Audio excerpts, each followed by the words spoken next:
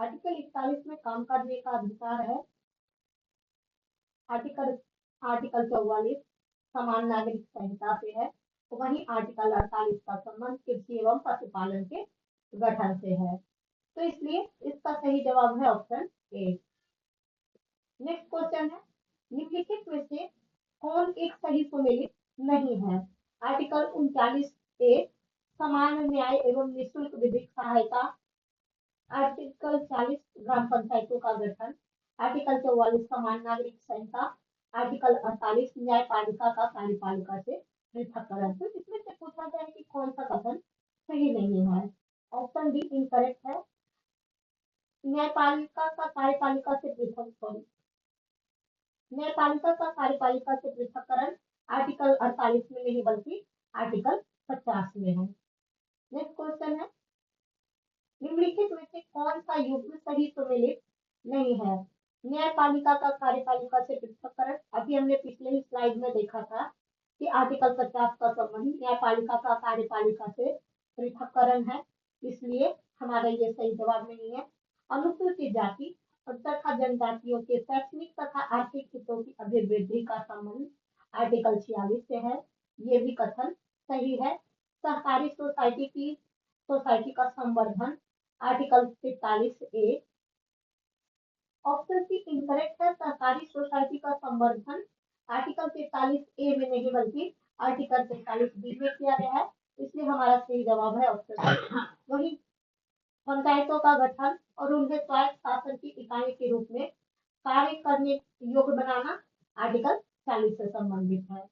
Next question है, संविधान के 42वें संशोधन द्वारा निम्नलिखित में से कौन सा सिद्धांत राज्य के नीति निर्देशक तत्व से जोड़ा गया?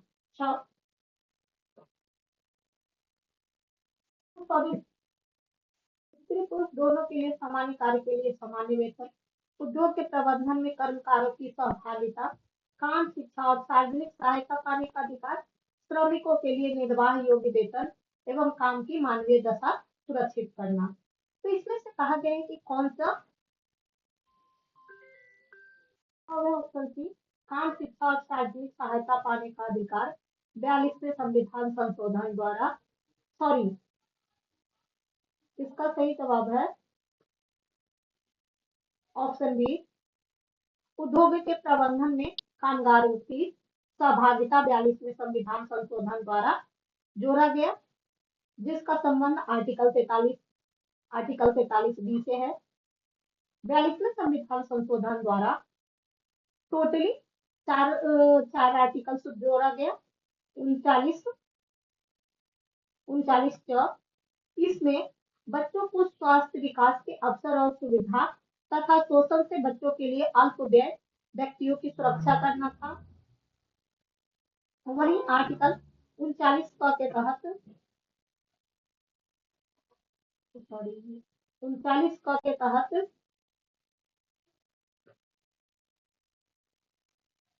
उद्योगों के प्रबंधन में कामगारों की सहभागिता जोड़ा गया और तीसरा आर्टिकल जोड़ा गया आर्टिकल 43 का, इसमें पर्यावरण संरक्षण और संवर्धन जोड़ा गया, पर्यावरण संरक्षण और संवर्धन को जोड़ा गया और आर्टिकल 43 का जोड़ा गया, सॉरी 48 का जोड़ा गया, जिसमें वन्य एवं वन्य जीवों की रक्षा जोड़ा गया।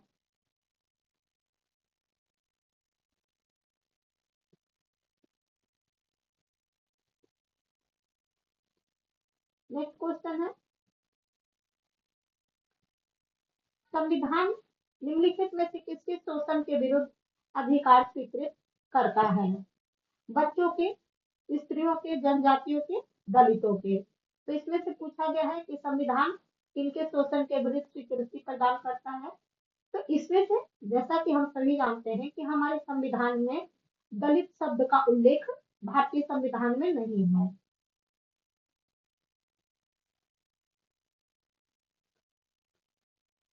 तो इसलिए हमारा ऑप्शन डी एलिमिनेट हो जाएगा। वहीं संविधान में बच्चों के लिए, स्त्रियों के लिए और जनजातियों के लिए विशेष प्रावधान और उनके विरुद्ध अधिकारों से संरक्षण की स्वीकृति भी प्रदान की गई है, इसलिए इसका सही जवाब है ऑप्शन सी। नेक्स्ट क्वेश्चन है, निम्नलिखित में से कौन सा राज्य के नीति निर्देशक तत्व में शामिल है? मानव के दुर्व्यवहार और बालात श्रम पर प्रतिषेध,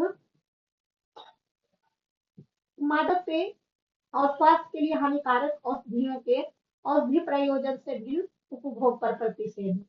तो इसमें से मानव दुर्व्यापार और बालाश्रम का प्रतिषेध यह एक फंडामेंटल राइट्स है जिसका उल्लेख आर्टिकल 23(1) में किया गया है, इसलिए हमारा ऑप्शन A1 इनकरेक्ट हो जाएगा। तो हमारा ऑप्शन ए सी और डी इनकम्प्लीट होता है और इसका सही जवाब है ऑप्शन बी।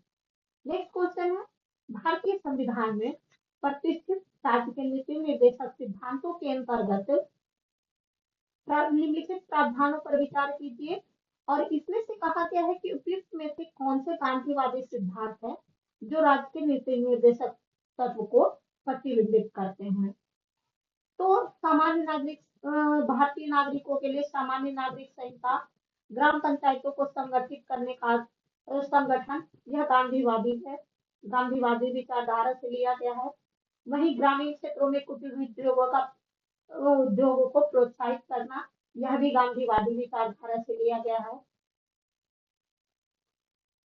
सभी कर्मकारों के लिए यथोचित अवकाश और संस्कृति की सुरक्षा, 2 और 3 गांधीवादी विचारधारा से है, तो इसका सही जवाब है ऑप्शन बी, केवल 2 और 3। गांधीवादी विचारधारा के तहत आर्टिकल 40 जिसमें ग्राम पंचायतों का संगठन है, ग्राम पंचायत है, आर्टिकल ग्राम पंचायतों का संगठन 40 से है। ग्रामीण क्षेत्र में कुटीर उद्योगों को प्रोत्साहित करना आर्टिकल 43 से है।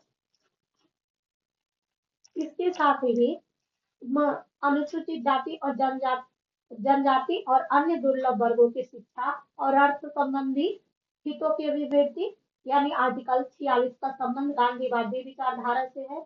आर्टिकल 47 और आर्टिकल 48 का संबंध गांधीवादी विचारधारा से है।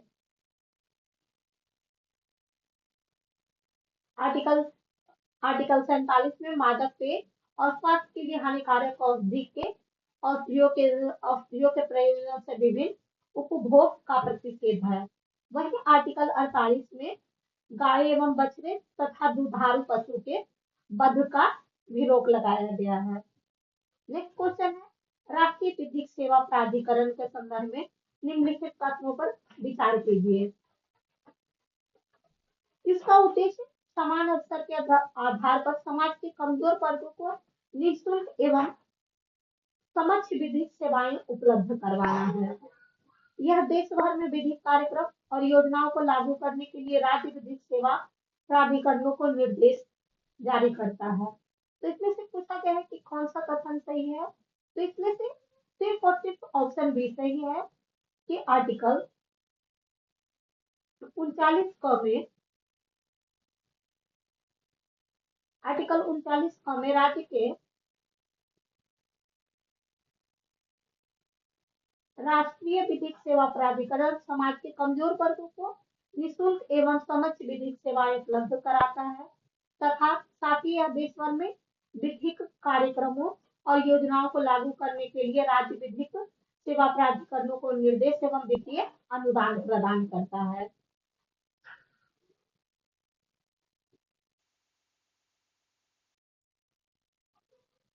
तो इसका सही जवाब है ऑप्शन सी।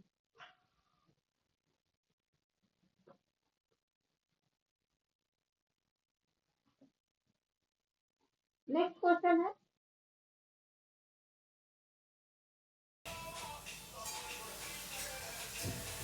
नेक्स्ट कथन 2 सही है कि 2 लाख से कम वार्षिक आय वाले ट्रांसजेंडरों को भी यह दिया गया है। वहीं कथन 3 गलत है कि 3 लाख से कम वार्षिक आय वाले अन्य पिछड़े वर्गों को। तो हाँ, ये भिन्न भिन्न राज्यों के लिए भिन्न भिन्न आयकर सीमा रखी गई है। इसके साथ सभी वरिष्ठ नागरिकों को तो नहीं। कथन 4 भी गलत है, सभी वरिष्ठ नागरिकों को नहीं, बल्कि उन वरिष्ठ नागरिकों को दिया गया है जिनकी वार्षिक इनकम 2 लाख रुपए से कम है। इसलिए पूछा गया है कि सही उत्तर का चयन कीजिए, तो इसका सही जवाब है ऑप्शन ए, केवल 1 और 2। नेक्स्ट क्वेश्चन है, निम्नलिखित में से राज्य के नीति निर्देशक सिद्धांतों के विषय की पहचान कीजिए। मद्य निषेध, फैक्ट्री एवं खानों में बाल श्रम निषेध, बेगार एवं बलात् श्रम निषेध, अस्पृश्यता निषेध। तो इसमें से पूछा गया है कि नीति निर्देशक सिद्धांतों का विषय कौन सा है।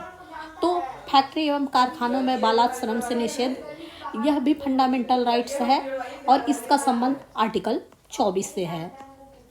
वहीं बालात् श्रम या बेगार का निषेध, ये भी फंडामेंटल राइट्स है और इसका संबंध आर्टिकल 23 से है। वहीं अस्पृश्यता का निषेध आर्टिकल 17 से है।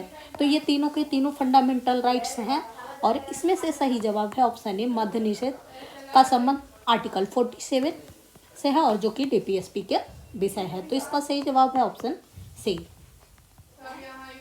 क्वेश्चन है, भारत के संविधान के संदर्भ में निम्नलिखित कथनों पर विचार कीजिए।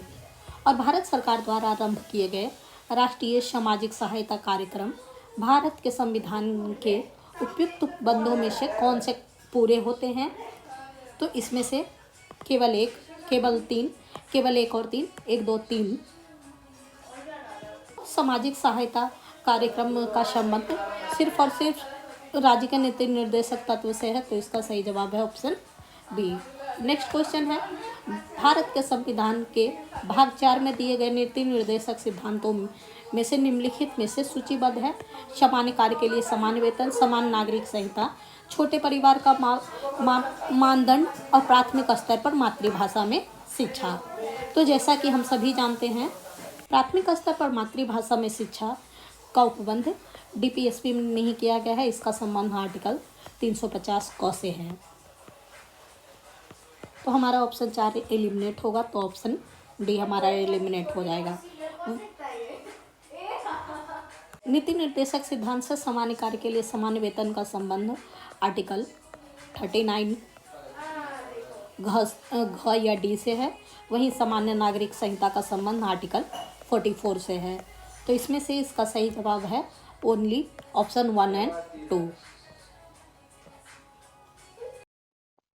नेक्स्ट क्वेश्चन है, निम्नलिखित कथनों में से कौन सा भारतीय नागरिक के मूल कर्तव्यों के विषय में सही है। तो पहला कथन है, इन कर्तव्यों को परिवर्तित करने के लिए एक विधायी प्रक्रिया दी गई है। दूसरा कथन है, ये विधिक कर्तव्यों के साथ परस्पर संबंध रखते हैं। तो सही उत्तर का चयन करना है। तो जैसा कि हम सभी जानते हैं, जैसा कि हमारे संविधान के भाग 4 का और आर्टिकल 51 क में कुल 11 मौलिक कर्तव्यों का वर्णन किया गया है।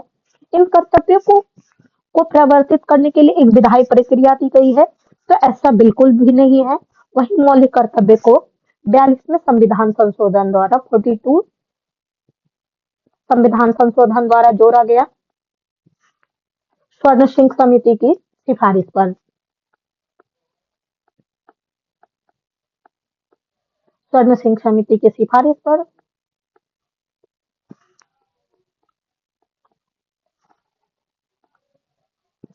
तो इन कर्तव्यों को प्रवर्तित करने के लिए किसी भी प्रकार की विधायी प्रक्रिया नहीं दी गई है, इसलिए यह गलत है और ये विधि कर्तव्यों के साथ परस्पर संबंधित है।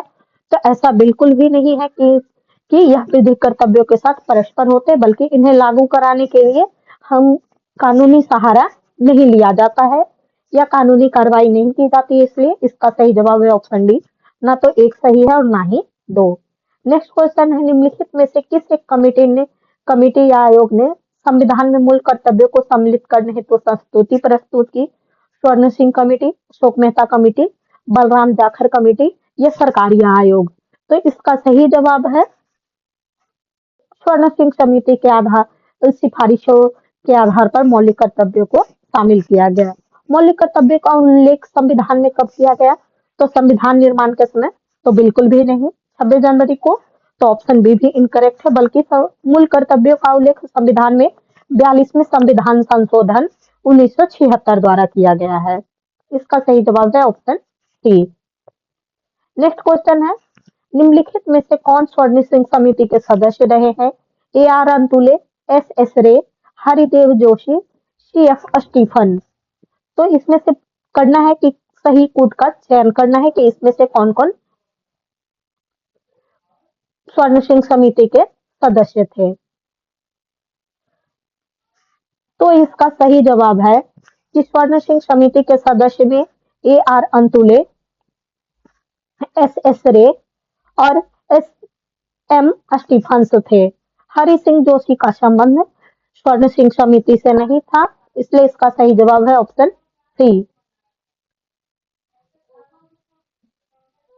नेक्स्ट क्वेश्चन है, मौलिक कर्तव्यों से संबंधित निम्नलिखित में से कौन सा कथन सही नहीं है? उन्हें परमादेश द्वारा प्रभावी बनाया गया, उन्हें संवैधानिक प्रक्रिया से बढ़ाया जा सकता है, अस्पष्ट विधियों की व्याख्या के लिए उनका प्रयोग किया जा सकता है, या फिर किसी विशिष्ट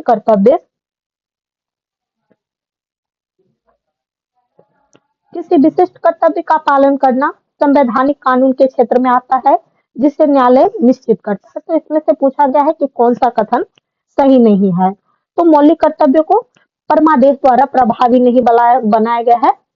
परमादेश एक प्रकार का रीट है जिसका वर्णन संविधान के संवैधानिक उपचार में दिया गया है। तो इसलिए इसमें से सही कथन कौन सा नहीं है? तो इसका सही जवाब है ऑप्शन सी, इन्हें परमादेश द्वारा प्रभावी नहीं बनाया गया है।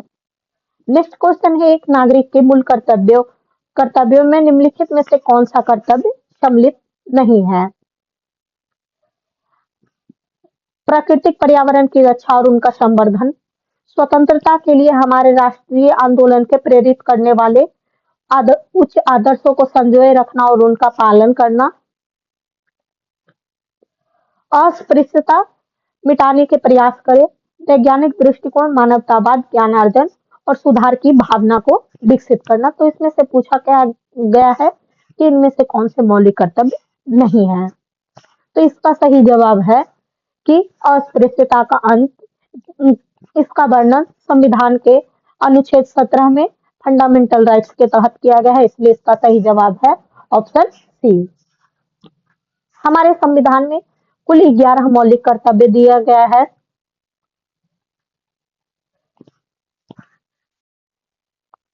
भारत के संविधान में निम्नलिखित में से किस कर्तव्य को मौलिक कर्तव्य के रूप में निर्धारित किया गया है? तो देश की रक्षा करना, हाँ ये मौलिक कर्तव्य है। आयकर अदा करना, तो आयकर अदा करना एक मौलिक कर्तव्य नहीं है। हमारी सांस्कृतिक संस्कृति की गौरवशाली परंपरा का परिरक्षण, ये भी मौलिक कर्तव्य है। और सार्वजनिक संपत्ति की सुरक्षा करना भी एक मौलिक कर्तव्य है। तो इसका सही जवाब है ऑप्शन डी 134। नेक्स्ट क्वेश्चन है, भारतीय संविधान द्वारा प्रदत्त नागरिकों के मूल कर्तव्यों में निम्नलिखित में से क्या है? मिश्रित संस्कृति की समृद्ध विरासत की रक्षा करना, सामाजिक अन्याय से कमजोर वर्गों की रक्षा करना, वैज्ञानिक मनोदशा की खोज और भावना का विकास, व्यक्तिगत और सामूहिक क्रियाकलापों के सभी क्षेत्रों में उत्कृष्टता के लिए प्रयत्न करना। तो इसमें से पूछा गया है कि कौन से मौलिक कर्तव्य, इनमें से क्या क्या मौलिक कर्तव्य हैं? तो कथन एक, मिश्रित संस्कृति की समृद्ध विरासत की रक्षा करना एक मौलिक कर्तव्य है। सामाजिक अन्याय से कमजोर वर्गों की रक्षा करना, इसे मौलिक कर्तव्य में शामिल नहीं किया गया है। तो अगर हम अपने ऑप्शन को एलिमिनेट करेंगे तो ऑप्शन ए, बी और डी एलिमिनेट हो जाता है। इसका सही जवाब है ऑप्शन सी 134। नेक्स्ट क्वेश्चन है, सूची 1 का सूची 2 के साथ मिलान करना है। तो अंतर्राष्ट्रीय विधि के प्रति आदर बढ़ाना, अनुच्छेद 51 ग में है अंतर्राष्ट्रीय विधि के प्रति। तो 1 का 2 इसका सही जवाब है ऑप्शन बी। प्राणियों के प्रति दया का भाव रखना, अनुच्छेद 51 क 6। बी का 4, ज्ञानार्जन और सुधार की भावना का प्रयास करना का संबंध है अनुच्छेद 51 क ज। वहीं राज्य की लोक सेवाओं में न्यायपालिका को कार्यपालिका से पृथक करना का संबंध है आर्टिकल 50 से। नेक्स्ट क्वेश्चन है, यहाँ से भारत के राष्ट्रपति के बारे में प्रश्न है। तो निम्नलिखित कथनों पर विचार करना है। कथन में कहा गया है कि भारत का राष्ट्रपति ब्रिटिश राजा से भिन्न है, और कारण है कि भारत के राष्ट्रपति का पद अमेरिका के राष्ट्रपति से मिलता है। तो इसमें से पूछा गया है कि कौन सा कथन सही है। ऑप्शन ए, कथन और कारण दोनों सही है और कारण कथन के सही स्पष्टीकरण करता है। कथन और कारण दोनों सही है परंतु कारण कथन के सही स्पष्टीकरण नहीं करता है। कथन सही है परंतु कारण गलत है। कथन गलत है परंतु कारण सही है। तो इसमें से भारत का राष्ट्रपति ब्रिटिश राष्ट्रपति से भिन्न है। तो हाँ, ये कथन सत्य है कि भारत का राष्ट्रपति ब्रिटिश राष्ट्रपति से भिन्न है, क्योंकि भारत में राष्ट्रपति निर्वाचित होते हैं, वहीं ब्रिटिश में राष्ट्रपति वंशानुगत होते हैं। भारत के राष्ट्रपति का पद अमेरिका के राष्ट्रपति के समान है, तो बिल्कुल भी नहीं है। भारत के राष्ट्रपति का पद नाम मात्र का है और वहीं अमेरिका के राष्ट्रपति वास्तविक प्रमुख होते हैं।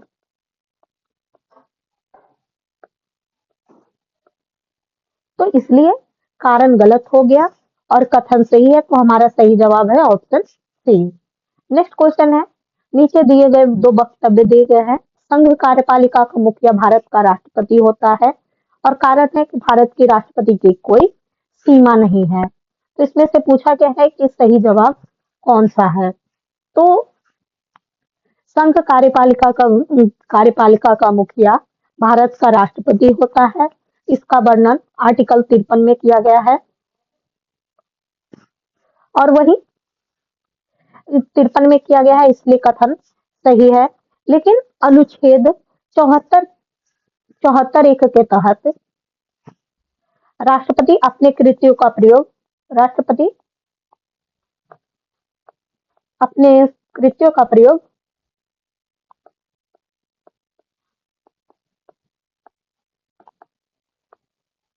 मंत्रिपरिषद की सलाह पर करेंगे।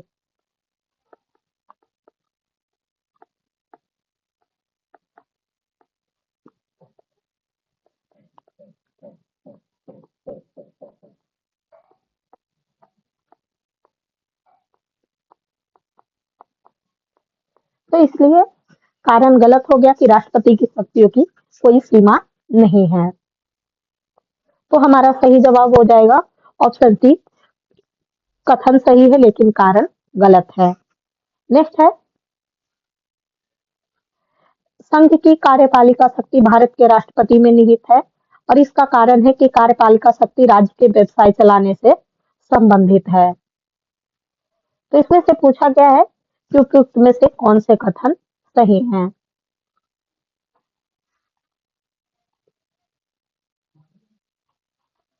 तो संघ की कार्यपालिका शक्ति भारत के राष्ट्रपति में निहित है, कथन सही है और इसका कारण भी सही है कि कार्यपालिका शक्ति सरकार का व्यवसाय चलाने के लिए सही है। लेकिन कारण कथन का उचित स्पष्टीकरण नहीं कर रहा है, इसलिए इसका सही जवाब हो जाएगा ऑप्शन बी। कथन और कारण दोनों सत्य हैं, लेकिन कारण कथन का सही स्पष्टीकरण नहीं करता है। नेक्स्ट क्वेश्चन है, रक्षा बलों का सर्वोच्च कमांड राष्ट्रपति में निहित होता है। इस क्वेश्चन को थोड़ा सा हम स्किप करेंगे। नेक्स्ट क्वेश्चन है, भारत के राष्ट्रपति अप्रत्यक्ष निर्वाचन से चुना जाता है। इसका कारण है कि एक निर्वाचन मंडल की व्यवस्था है जो संसद के दोनों सदनों और राज्य की विधानसभाओं के निर्वाचित सदस्यों को मिलकर बनता है। तो कथन सही है किंतु कारण गलत है। कथन गलत है किंतु कारण सही है। कथन और कारण दोनों सही है, और कारण कथन का और हाँ, कारण कथन का सही स्पष्टीकरण करता है। तो जैसा कि हम जानते हैं कि आर्टिकल 55(3) का संबंध भारत के राष्ट्रपति के निर्वाचन में आनुपातिक प्रतिनिधित्व प्रणाली के अनुसार एकल संक्रमणीय मत प्रणाली द्वारा होता है, और ऐसे में निर्वाचन में गुप्त मतदान होता है। और वही आर्टिकल 54 में भारत के राष्ट्रपति के निर्वाचक मंडल में संसद के दोनों सदनों के निर्वाचित सदस्य, राज्य विधानमंडल के निर्वाचित सदस्य तथा दिल्ली और पुदुचेरी विधानसभा के निर्वाचित सदस्य मिलकर भाग लेते हैं। अर्थात जनता राष्ट्रपति के निर्वाचन में प्रत्यक्ष भाग नहीं लेती। तो इस प्रकार राष्ट्रपति का चुनाव प्रत्यक्ष हो गया, और अब राष्ट्रपति का चुनाव प्रत्यक्ष है क्योंकि संसद के दोनों सदन और राज्य की विधानसभाओं के निर्वाचित सदस्य भाग लेते हैं, इसलिए इसका सही जवाब है ऑप्शन सी। नेक्स्ट क्वेश्चन है, राष्ट्रपति के निर्वाचन मंडल के सदस्य होते हैं संसद के दोनों सदनों के निर्वाचित सदस्य, तो ये बिल्कुल सही है। राज्य के विधानमंडल के दोनों सदनों के निर्वाचित सदस्य, सभी राज्य के विधानसभाओं के निर्वाचित सदस्य, दिल्ली पुदुचेरी विधानसभा के निर्वाचित सदस्य। तो इसमें से पूछा गया है कि सही जवाब कौन सा है। तो कथन 2 गलत है। राज्य विधानमंडल के दोनों सदनों के निर्वाचित सदस्य यानी कि विधानसभा और विधान परिषद के सदस्य, सिर्फ इसमें विधानसभा के सदस्य भाग लेते हैं, विधान परिषद के नहीं, इसलिए स्टेटमेंट 2 इनकरेक्ट हो गया। तो हमारा ऑप्शन एलिमिनेट होगा, ए और सी इनकरेक्ट है। इसमें ऑप्शन 3 में सभी राज्य की विधानसभाओं के निर्वाचित सदस्य भाग लेते हैं, और साथ ही दिल्ली और पुदुचेरी के विधानसभा के निर्वाचित सदस्य भी इसमें भाग लेते हैं, इसलिए इसका सही जवाब है ऑप्शन डी। नेक्स्ट क्वेश्चन है, भारत के राष्ट्रपति के चुनाव के लिए चुनाव मंडल में सदस्य होते हैं लोकसभा के चुने सदस्य, राज्यसभा के चुने सदस्य, विधानसभा के चुने सदस्य और राज्य विधानसभा के चुने सदस्य, राज्य विधान परिषद के चुने सदस्य। तो राष्ट्रपति के चुनाव मंडल में राज्य विधान परिषद के सदस्य, चुने हुए सदस्य शामिल नहीं होते हैं, इसलिए इसका सही जवाब है और ये तीनों सभी शामिल होते हैं, इसलिए इसका सही जवाब है ऑप्शन सी 1, 2, 3। नेक्स्ट और आज इस सेशन का आखिरी सवाल है, निम्नलिखित में से कौन राष्ट्रपति के चुनाव प्रकरण के लिए सही नहीं है। पदस्थ राष्ट्रपति की पदावधि से पूर्व उत्तराधिकारी चुनाव हो जाना आवश्यक है, तो हाँ, ये कथन सही है। राष्ट्रपति अपना पदभार ग्रहण करने की तिथि से लेकर 5 वर्षों तक अपने पद पर बने रहेंगे, ये भी कथन सही है। राष्ट्रपति का उत्तराधिकारी आने तक कार्यकाल की समाप्ति के बाद भी वह अपने पद पर बने रहते हैं, तो ये भी सही है। निर्वाचक मंडल के अपूर्ण होने पर राष्ट्रपति का चुनाव स्थगित कर दिया जाता है, तो कथन ऑप्शन डी गलत है। निर्वाचक मंडल के अपूर्ण होने पर यानी कि अगर किसी राज्य की विधानसभा भंग है या फिर वहां पे चुनाव होने वाला है, तो वहां के चुनाव को मद्देनजर रखते हुए राष्ट्रपति का चुनाव प्रकरण को स्थगित नहीं किया जाता है, इसलिए इसका सही जवाब है ऑप्शन डी। इसमें इनकरेक्ट है। तो दोस्तों, आज का ये सेशन यहीं पर समाप्त होता है। कल के सेशन में हम फिर मिलेंगे, तब तक के लिए पढ़ते रहे, आगे बढ़ते रहे, स्वस्थ रहे, मस्त रहे और व्यस्त रहे।